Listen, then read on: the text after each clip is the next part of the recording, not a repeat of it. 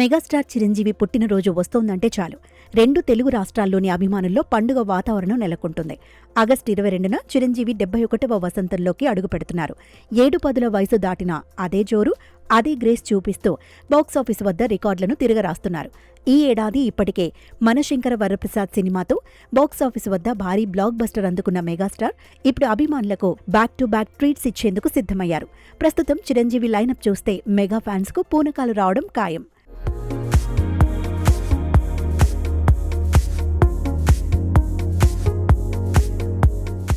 ఒకవైపు వశిష్ఠ దర్శకత్వంలో భారీ బడ్జెట్ సోషియో ఫ్యాంటసీ మూవీగా రూపొందుతున్న విశ్వంబర తుది దశకు చేరుకుంది.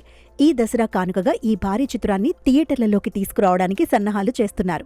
ఆగస్టు 22 బర్త్డే సందర్భంగా విశ్వంబర నుంచి అఫీషియల్ రిలీజ్ డేట్తో పాటు అదిరిపోయే టీజర్ను రిలీజ్ చేసే అవకాశం ఉండటంతో అంచనాలు ఆకాశాన్ని తాకుతున్నాయి.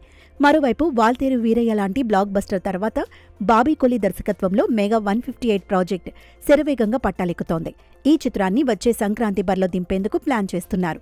అయితే రీ ఎంట్రీ తర్వాత ఒకే ఏడాదిలో చిరంజీవి నటించిన 2 భారీ చిత్రాలు విడుదల కానుండడం ఇది రెండోసారి.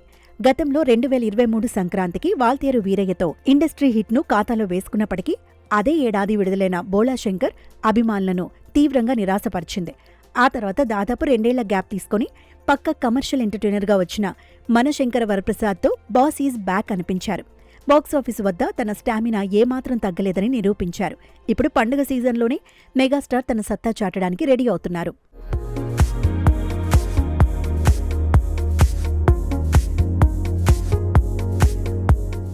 దసరాకు విశ్వంబరతో మరో ఇండస్ట్రీ హిట్ పక్కా అని ఫ్యాన్స్ ధీమా వ్యక్తం చేస్తున్నారు.